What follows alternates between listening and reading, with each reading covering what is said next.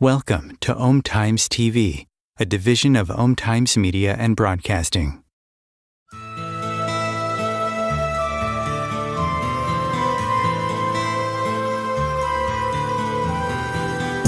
Welcome to What is Going Om, for new thought from the edge of Om.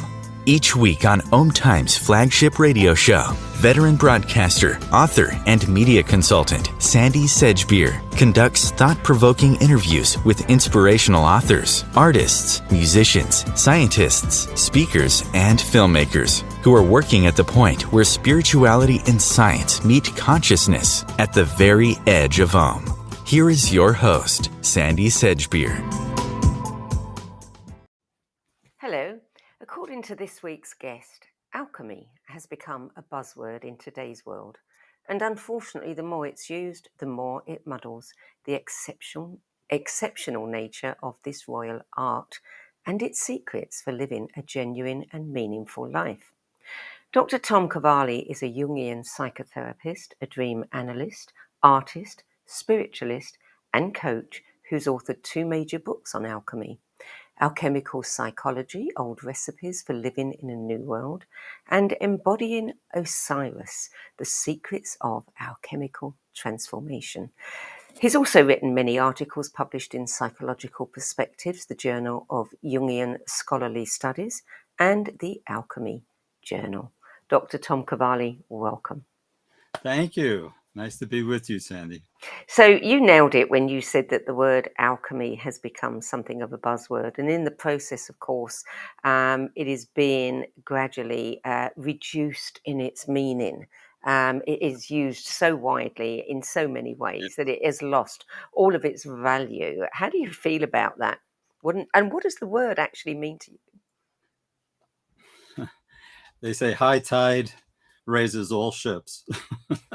So even if people have a pejorative association with that word alchemy, at least it draws attention to this noble, incredible art.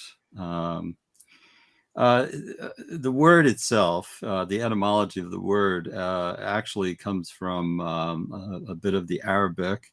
So if we separate the al, which is the article to mean the, and the second part is actually spelled chem, Khem, which translates to mean black. So alchemy literally means the black. Now I'm gonna not hesitate to add, this is not a black art in the sense of a kind of a magical discipline. There are vast differences between magic and alchemy. The black refers to the black mud of the Nile. And that gives you some idea about how ancient this is. I mean, alchemy, in my view, goes back 5,000 years ago to ancient Egypt.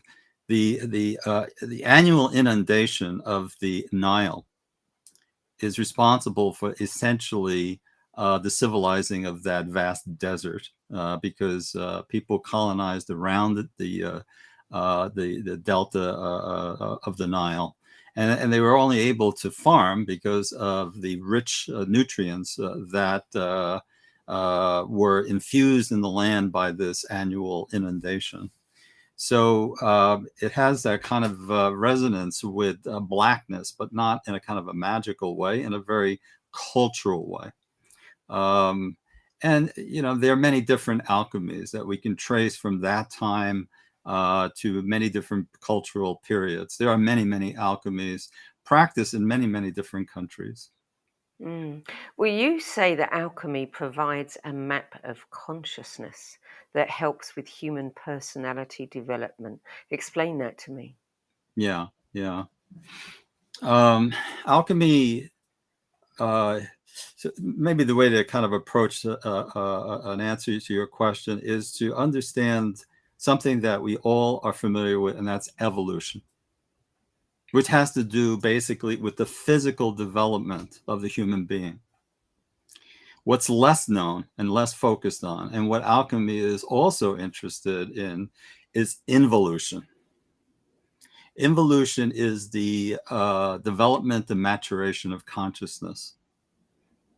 So alchemy is about psyche and soma. It's about the mind and it's about the body and how they interact and produce who we are.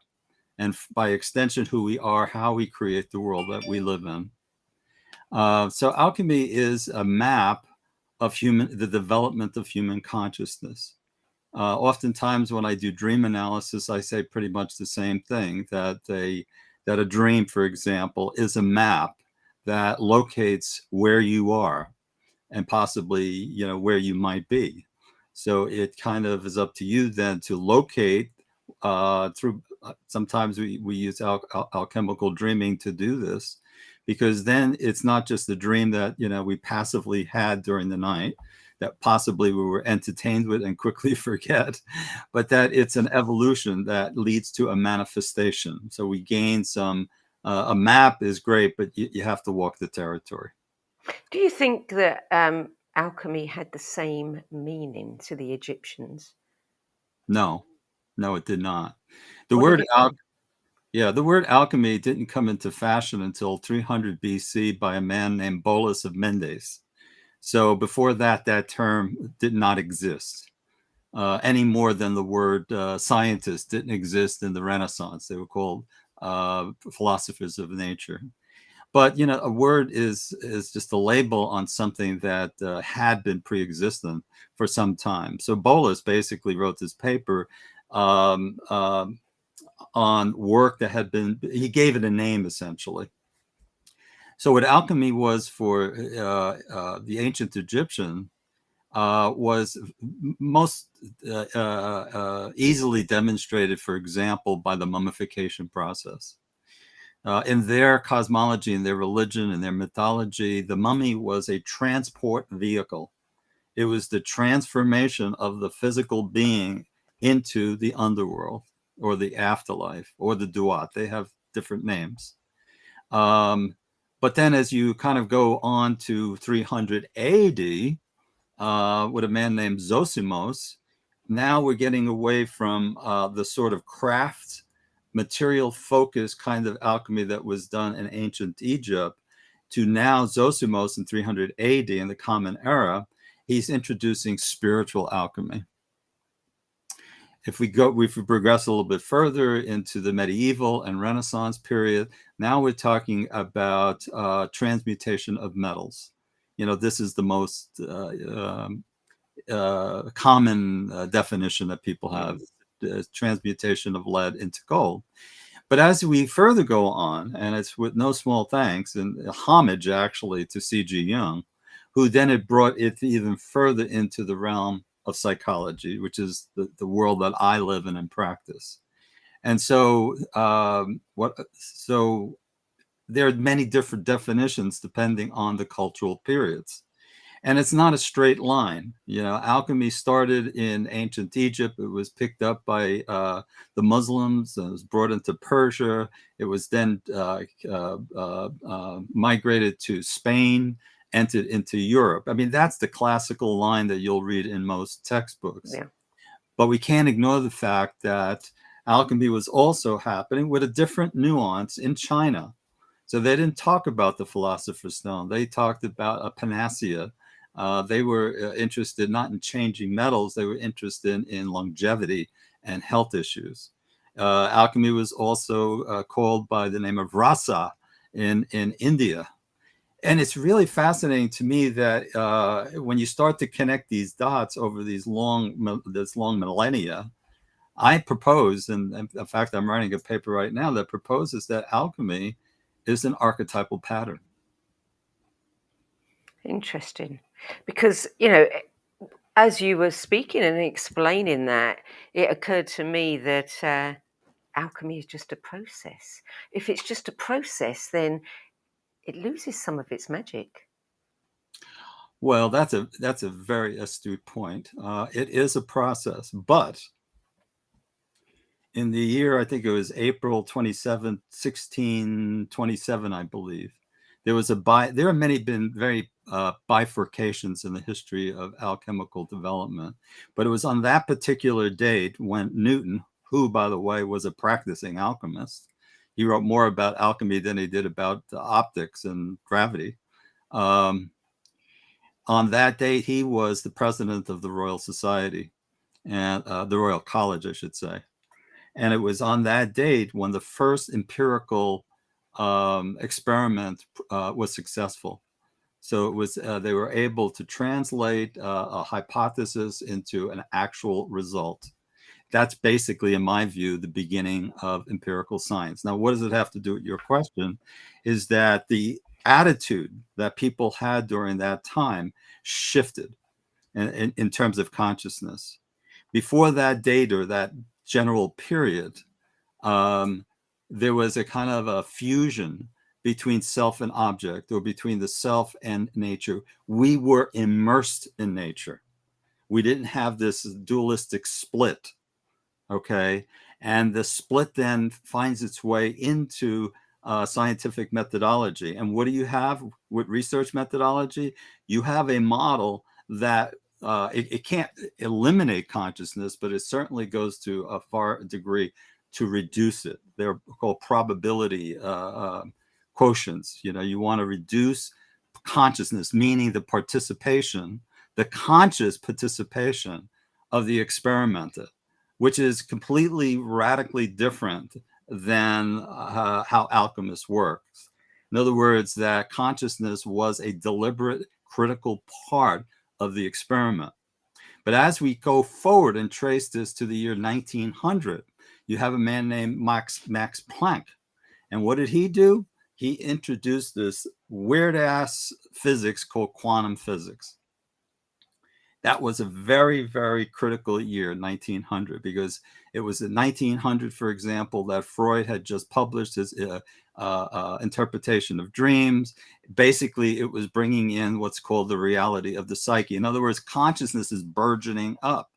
On the one hand, But science, modern empirical science, is trying to reduce, if not try to eliminate altogether. Why would they do that? Because consciousness is very mercurial. You can't get your hands on it. You can't get your hands on it. And so the relationship between alchemists and nature, which had to do with learning, respecting, and facilitating the laws of nature, changed radically, particularly with a philosopher named Francis Bacon, who I didn't like for a long time, because his attitude was to shift into an I-it relationship. We went from an I-thou relationship to an I-it relationship. And all you have to do is turn on the TV just about every night to see the consequences of exploiting and controlling and dominating nature, you know? So quantum physics brings back a bit of consciousness by necessity, because their equations were not working out if you excluded human observation. That this was proven by a man named Thomas Young in, I believe it was 1917, where he did what's called the dual split experiment. I won't get too much into that, but the bottom line is that our consciousness, by way of observation, it has an observable effect on the behavior of matter. Yeah. Well, I want to read to you what Britannica.com said about alchemy, and you can tell me where this fits into what you've been saying. It says that alchemy was a name given in Latin Europe in the 12th century to an aspect of thought that corresponds to astrology. Both represent attempts to discover the relationship of man to the cosmos and exploit that relationship to his benefit. Yeah, I think there's substance to that. There's something called the Emerald Tablet, which is kind of a list of recipes, if you will, or a formula or algorithms, whatever you want to call them. And one of them is probably pretty popular. We hear it a lot: as above, so below.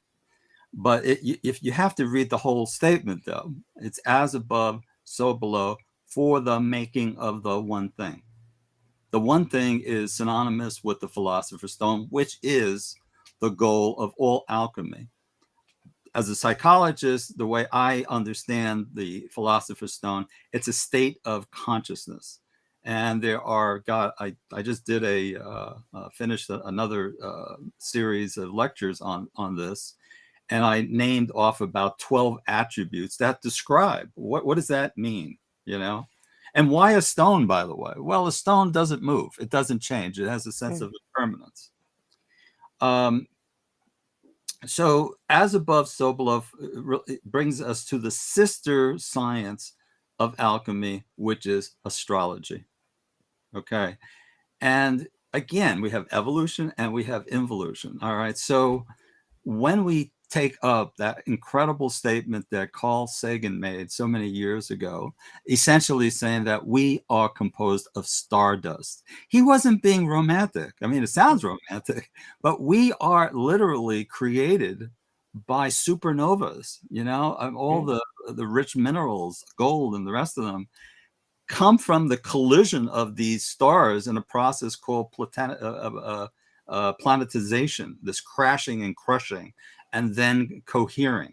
So one of the basic, I'm going beyond your question, but I think it's important to add that there is, as it's said, it's stated in that recipe, a process.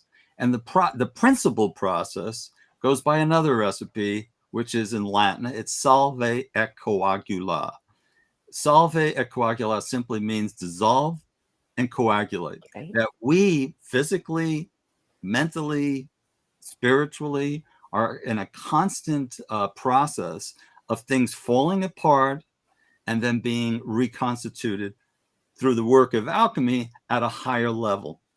And this process is going on all the time on an individual level as well as a collective and global level. So life itself is a constant process, alchemical process. Yes, absolutely. We are alchemical beings. Yes. Absolutely. Yeah. So you've made many, many trips to India and Egypt in pursuit of what you call a living experience of Yeah. alchemical traditions Yeah. in the countries where alchemy was born and practiced. Yes. Were you successful in that? Did you have that living experience? And if so, what form did it take? I'm laughing because the first memory that comes to my mind, um, I was in Egypt just this past March, and we were visiting as a group. There's about, I think, 17 of us were visiting the Osirian. The Osirian is in Abydos, and Abydos is the central temple, the central sanctuary of Osiris. Very, very, very, very sacred place. It's not on the regular tour, stops along the way. You have to travel inland a bit. I was asked by a friend of mine who organized the trip to give a talk on the ship, the boat that we were on, and his wife accompanied him. And while we're visiting the Osirian, of course, like tourists with snapping pictures, and I had been there before, but it was different this time because you can get into the tunnels because they had, I think, drained some of the water out. In any case, to cut a long story short, this woman, through a kind of a weird accident, one of the other fellows on the tour kind of took a step back and hit her in such a way that she fell over and she broke her wrist. And she was just in agonizing pain. And they whisked her off to the local clinic, But we continued on with the trip. And I said, well, wait a minute. We need to stop and recognize what just happened here, because her name is Margaret. And I said, Margaret just broke her wrist at a certain time in a certain place. And I think we might recognize that as a sacred injury, because if you know the myth of Osiris, he was not just killed by his brother Seth, but he was dismembered. Yeah. So I was all jubilant about telling everybody how wonderful and how auspicious this was. Most people got it except her. Yes, of course. Yeah. In psychotherapy, we call that a premature interpretation. She was not bowled over by that. Did, Um, did anything interesting happen because of that? I'm waiting. I'm still in touch with both of them, Yeah. and I'm waiting for the day when that meaning, that came about through Salve et Coagula, crystallizes in her head. But she's still suffering. I mean, she still has some impairment. So I've learned my lesson. The other thing, I mean, this just sounds so common, but the other thing that was special to this particular visit, being on a smaller craft, we pulled over to the beach and went swimming in the Nile. Now, I have an affinity for water, just generally speaking. But if you ask me, what is most memorable about that trip, it was literally diving in to the Nile. It was an immersive experience. It was like putting a garment, of Egyptian wrap around me. It was really, really quite spectacular. So would you call that the living experiences, both of Oh, those? yes, that's why I mentioned it. Yeah. I've been told, and I've embraced this term. When I was doing these alchemy conferences, there were, I think, 5 big international alchemy conferences. One of the other speakers said, listening to the way you describe alchemy, it's very visceral.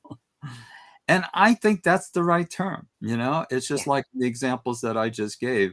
It's not so much, I mean, I could throw a lot of history and concepts and stages and, all this stuff at you. But I always impress on, students or patients, people interested in the subject. It has to be the living alchemy. You have to be living it to understand that you are part of a cosmic divine process, that it's not just individual, because it's like a drop in a pond. It has a ripple effect, and so we're all part. The individual and the collective are interrelated, and we're not just raising our consciousness, we are raising the global consciousness. Yeah. And my God, with all the craziness that's going on now, because people ask me, there's these wars, what can we do about them? And I always say the same thing: do your work on yourself, and follow what Gandhi said. Politics begins by talking to your neighbor. Yeah. How very true. In your book, Alchemical Psychology, you write about the secret arts that alchemists practice in pursuit of self-transformation and how they can enrich us today. Yeah. What are these secret arts? Well, I would call them secret recipes, within which then to apply them, you use all kinds of tools, as it were. I've added, so for example, there's coagulatio and sublimatio, there's all these particular operations. But because I'm a Jungian psychologist, I try to, psychologize this. What do those mean? What does coagulatio mean? Coagulate. That has to do with the element of earth. All right. So when do we need earth? When we're flying too high, when we're manic, when have racing thoughts, or we can't sleep. You need to be grounded. All right. So that the operation of coagulatio is a way of bringing you down to earth. Much of this I best describe by resorting to, most people would call it the Myers-Briggs, but the Myers-Briggs really started with Jung, and he started with a book that he wrote called Psychological Typology. And most of us are sort of familiar with the Myers-Briggs, so I kind of use that because it's familiar. So, and just very, very simply, just to kind of ground this answer, the coagulatio of the earth is the sensate function. All right, that is direct knowledge. That's where you go into the forest with the gnomes, and they have direct knowledge. On the other side of that axis is the intuitive. The intuitive function has to do with fire. And these are neutral. It's what you do with them. But if you are too heavily weighted on the intuition side, so that you're kind of flighty, too much inspiration, then you need to draw it from its opposite, which is the sensate function, to ground that. You could be too spiritually high to be of any earthly good. Yeah, for sure. You said ahead of the show, you said to me that you really want to take a deep dive into ancient Egyptian as well as modern forms of alchemy. You want to trace the development of personal and collective consciousness from magic to contemporary science. Yeah. Tell me, where do you want to go with it? Oh, I know exactly where I want to go with it. There was a book that came out about 5 years ago by a very well-known historian of science. And these are his words. He said, historians are, quote unquote, working overtime to revise the history of alchemy, because alchemy, is as popular as a term is bandied about, has lost its sacredness, it's lost its depth. And so it's considered basically anachronistic, kind of an interesting, weird thing that happened long ago. Well, that could be hardly true when you consider at very advanced and occurrent sciences. I've named one already: science like quantum physics, that incorporate not just consciousness, but basically quantum physicists. And by the way, I would include Einstein in this. I think he was really an alchemist. Are bringing back, without giving credit to alchemy, some of the basic principles of alchemical practice. You have complexity theory, fascinating, and it has much to do with alchemical principle. You have emergence. You have chaos theory. All of these are branches who find their root in this ancient art. That doesn't mean that I'm suggesting we go back, and find ourselves in smelly basements and, caves, doing what these alchemists were doing without the technology we have today. The problem is with the advance of incredible technology, I feel that there's a reciprocal relationship in moral development. That's dangerous. If you have AI and you put it in the hands of somebody, who's a criminal, low morality, I mean, that's dangerous. Yeah.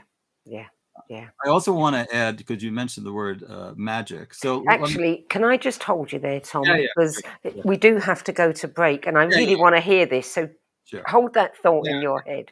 Okay. I got it in my head. Good. You're listening to What Is Going On. I'm Sandy Sedgbeer, and my guest today is dream analyst, artist, spiritualist, and speaker, Dr. Thom Cavalli, author of the books Alchemical Psychology, Old Recipes for Living in a New World, and Embodying Osiris, The Secrets of Alchemical Transformation. We'll be back with more from Thom Cavalli after this break. Om Times TV. Imagine becoming a super influencer. Reinvent yourself, invest in your brand, and then manifest your success with a robust spheric approach. Om Times Media and Broadcasting offers a unique and multifaceted way to become the spiritual and conscious influencer you deserve to be by putting your message across our powerful platform with its proven record of integrity and excellence. Through our produced shows, Om Times offers the opportunity to become a social media TV personality, a radio show host, an Om Times magazine columnist, and a syndicated podcaster, all in one shot. By live streaming your show on Om Times TV and broadcasting it across the extensive Om Times radio and TV networks, you become more than a host. You become an ambassador and a force for positive change. Om Times. Open yourself to the possibilities.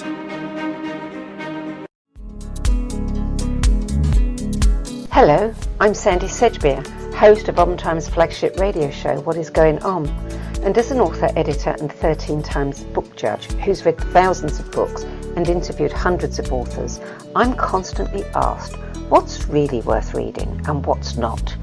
So I created the No BS Spiritual Book Club to help you save time and money by picking the brains of discerning names who've walked this path before you. There's no catch, no fees, and no BS, just an ever-growing library of 10 best spiritual book lists from some of your favourite authors and teachers, plus free book excerpts, audios, and video interviews with people like Don Miguel Ruiz Jr., David G., Lee Harris, Mark Nepo, and more. From well-known classics to hidden gems you've never heard of, it's the only no BS guide to the best spiritual books to enlighten your journey of self-discovery. So why not join the club?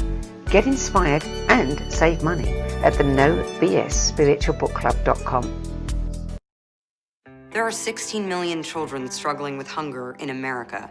That's 1 in 5 daughters, sons, neighbors, and classmates who don't know where their next meal is coming from. Yet billions of pounds of good food go to waste every year. It's time we do something about it. Feeding America is a nationwide network of food banks that helps provide meals to millions of kids and families in need. Visit feedingamerica.org to help them feed even more.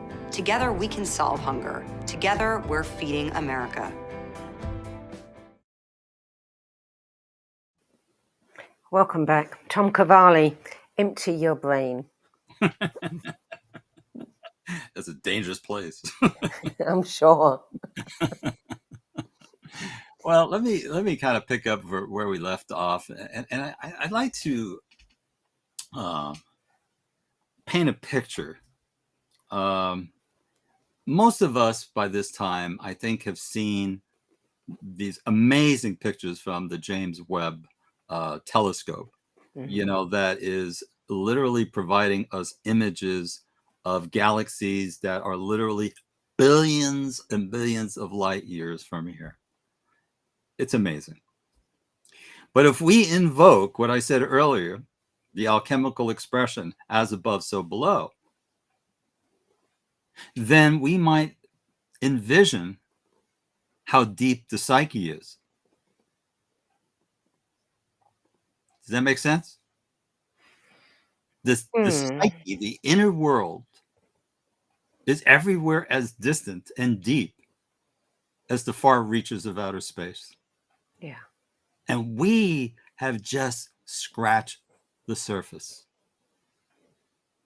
And when you start to kind of, enter into this alchemical world, one of the alchemists oftentimes warn, they use this word fascinosum, that there's a bewildering fascination, which runs contrary to alchemy's goal, which is transformation and its manifestation.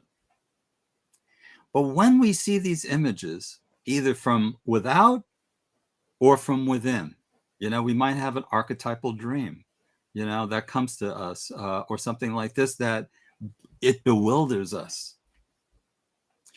And that kind of causes us a kind of a fixation. We kind of just stop there. But in Jungian alchemical work, what we want to do is have a dialogue. In other words, we take that image, we speak with it, we use what's called active imagination. And so we move the myth forward, as it's said. Now, you asked about magic.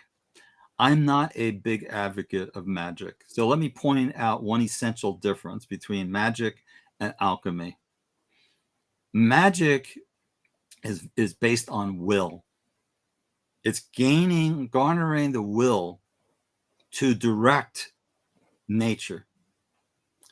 And it's very, very, as old as magic is, and it's certainly ancient, there's an expression that goes, yesterday's magic is tomorrow's science. Because they join on the principle of basically through the process of willing, dominating, controlling, nature to your bidding, to your will. I don't know. I don't trust people's use of magic any more than, some of these bad actors who probably already using AI to ill ends. Alchemy is a much more gentle and respectful art. It is not about control. It is about learning and facilitating natural processes, but not processes that are out there somewhere in a forest or an ocean, because we have to recognize that we are nature. Nature isn't outside of us. That's that dualistic trap. Now, in the development of consciousness, and particularly psychological development, both on an individual level, children move from concrete psychology. And as the brain develops, it becomes more abstract. It moves from a chaotic world to a concrete world, to an abstract world, to an imaginal world. Magic has much to do psychologically with that concrete world. So what we want to do is, reach a level of consciousness where we use something very, very special in alchemy. Again, a Latin term, and the word is imaginatio. And we could think very quickly, oh, that he's talking about imagination, but not in the way that we typically think of it. Imaginatio, as the alchemists understood that word, meant it was like a faculty. It was like perception. It was like thinking. It wasn't a subpart of something else. Because the more general use and association with that word imagination is fantasy. So imaginatio takes us to that highest level, like I said, the imaginal realm. Well, tell me this then. I mean, you said in Alchemical Psychology that alchemy was one of humankind's earliest efforts to transform the nature of consciousness. Why are we always seeking to transform consciousness. What is it that we're seeking? Because we can change our thinking, we can evolve our thinking, but we can go on doing this forever. Yes. There is no end to it. Yeah, I agree. And that's a danger. That's a danger. Ambition, hubris, those are all dangers. And I agree with that. So what do we think we're going to get through that? Yeah. I'm going to cut to the chase, and I'm going to use one word: wholeness. Wholeness.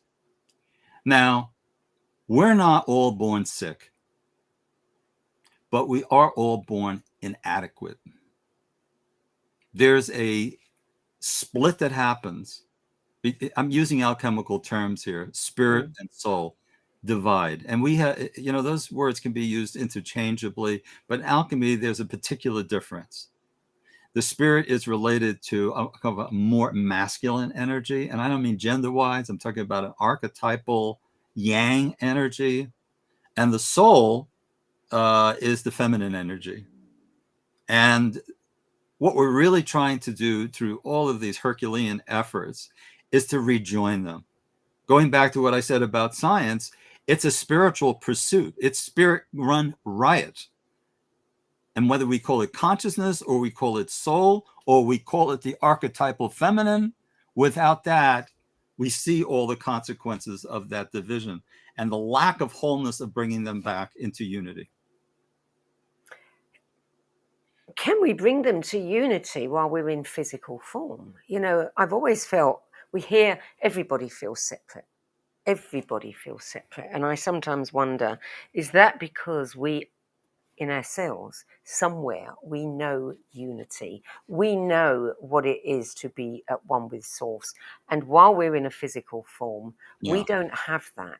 So, this is an eternal pursuit. It makes you wonder, well, then, if we have it, why do we want to come into physical form and be without it?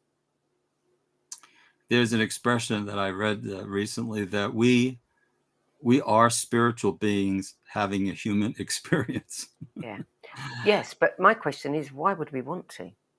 Well, because if we've got it all, know.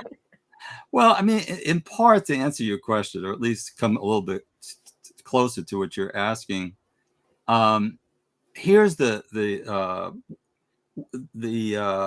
intersection between psychology and religion. So we all want to be enlightened, and we all want to be individuated. My take on this is that having spirit within a human form gives us the matrix. It gives us the vessel of psyche and soma. And going back to what I said about the functions, there's a fifth function. In alchemy, they call that the quintessence. In Jungian psychology, they call that the transcendental function.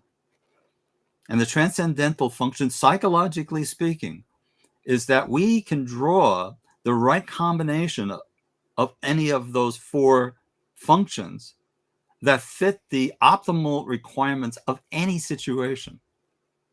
Now, another point that you're kind of bringing out is kind of like, well, when do I get enlightened? Do I have to shed my body and go through the bardos and, the rest of it?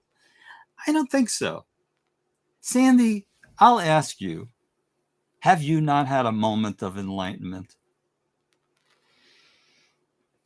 I think I've had several, but I think... Well, I was being kind in asking. But it's not, it's like it's not enough. It's an eternal pursuit. Exactly.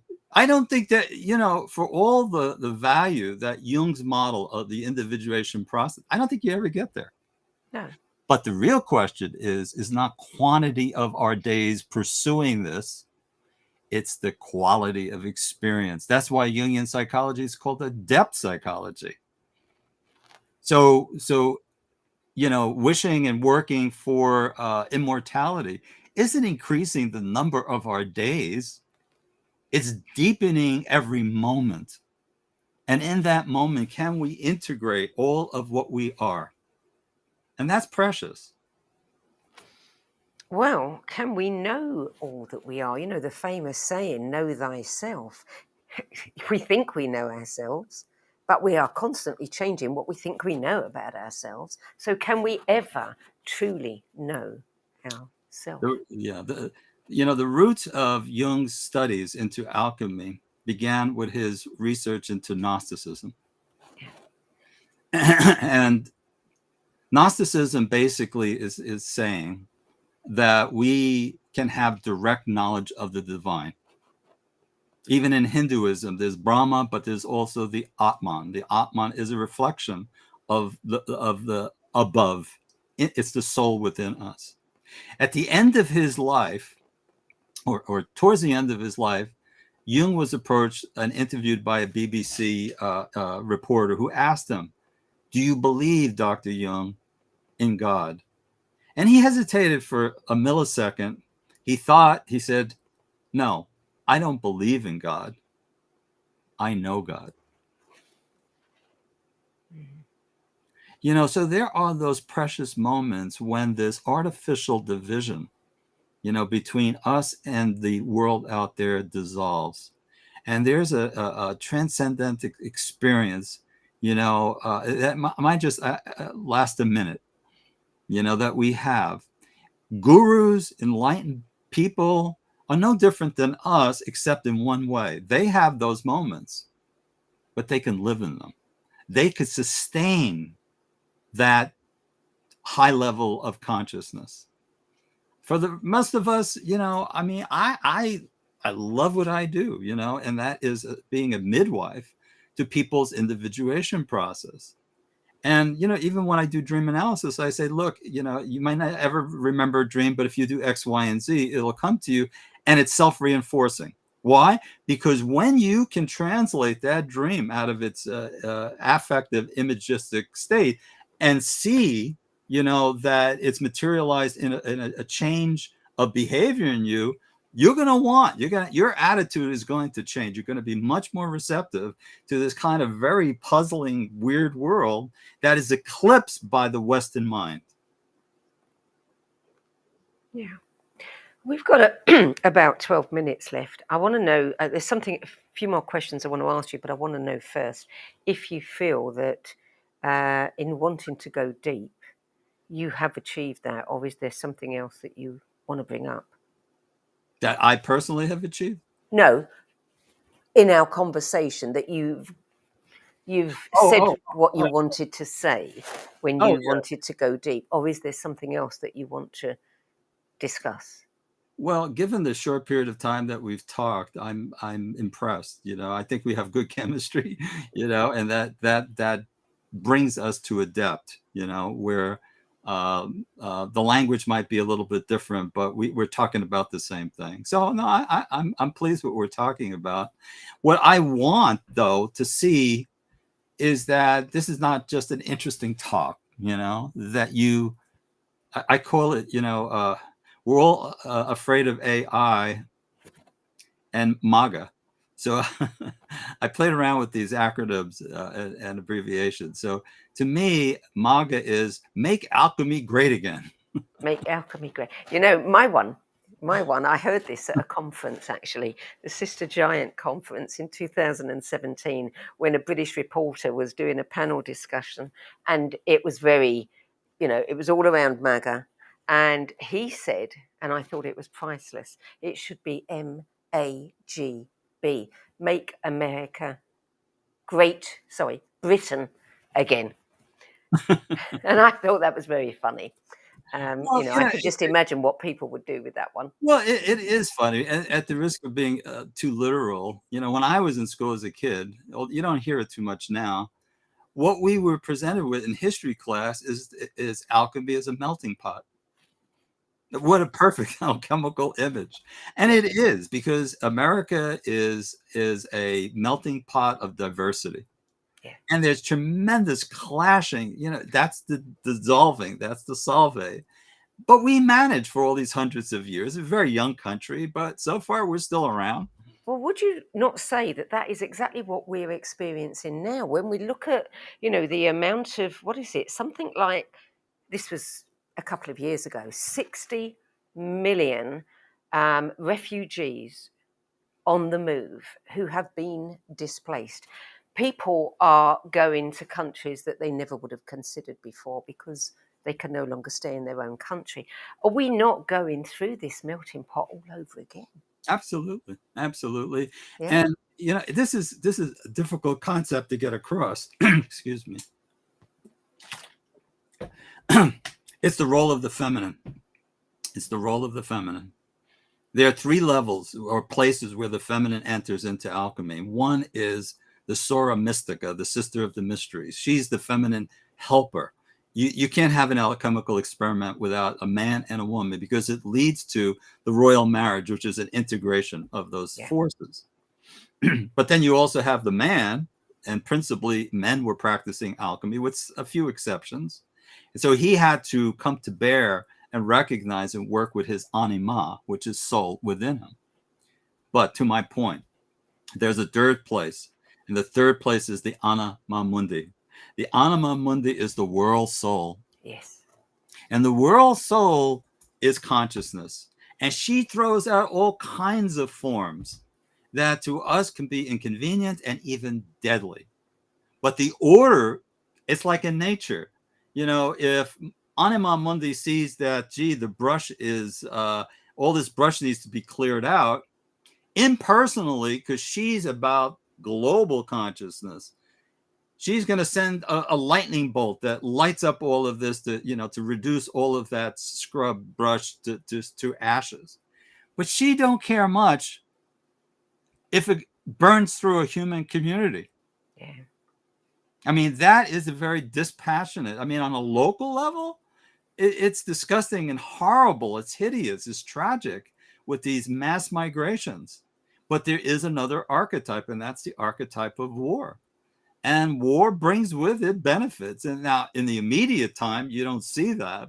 But if you study history and take a step back, you see its necessity.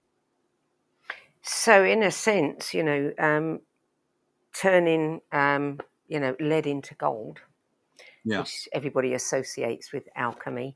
Right. In a way, one could look at what is happening in the world now, and one could say that is we're experiencing an attempt to do just that. Absolutely, absolutely. One of the biggest dangers, I think, is literalism. In other words, literalism is the death to imagination.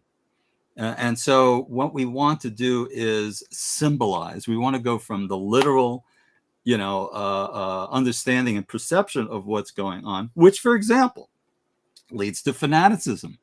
Fanaticism is a failure in the imagination, where we don't go to what Jung called the tertium. It's this battle of opposites, that we're seeing right now in the Middle East. But it's a failure to rise above it and have a more global view, a more symbolic view, that you just that's lacking in this world. And at heart, pain, physical pain contracts our attention. You got a wound, boom, you're focused on it. Yeah. But here's the problem. It also constrains imagination. Oftentimes in therapy, the way that comes out, I reframe the pain, but now I don't call it pain. Now I call it suffering. And there's a vast difference between pain. My cat can feel pain, but suffering in the old use of that term meant to undergo. Yes. My cat can't derive meaning from its pain, her pain, his pain. We can. So we accept, that suffering, just like war, has its place in this world. It's a change agent. Yes. Yeah. If we have the eyes to see. Yes. Yeah. And that's what we need more than anything is change. Well, we it said the only thing that you can rely on is change. Yeah. Okay. We've only got a couple of minutes left. You are writing another book on alchemical psychology. You're clearly not done with alchemy. Tell us a little bit about it. Alchemy is not done with me. Not done with you. Absolutely, yeah. Briefly, tell us a little bit about it and when it will be out. Oh God, I don't know. I've had a Still a very process. Still well. in process. I've had a very demanding year. I've been doing classes and mystery schools and just a lot of stuff and a lot of writing. I published a couple more journal articles and what have you. So this year, my book has kind of taken a step back. So I feel a little guilty, But I'm writing a book on the application of alchemical principles, which is really what I do and when I do coaching, is kind of how do we draw from some of the things I've even mentioned today, and in your personal life, Sandy, how might we apply those? So I'm trying to make not a workbook, but how do we move it out of the conceptual academic world into something that's more practical without it becoming a new age book. There's not a self-help book, no, it's not that. I've got so many other projects, that I'm working on. I'm working on a paper right now called Revisioning Alchemy. I'm not even going to see. It's a secret, so I can't let it out what I'm up to in that case. But I've got multiple projects. I always got something cooking.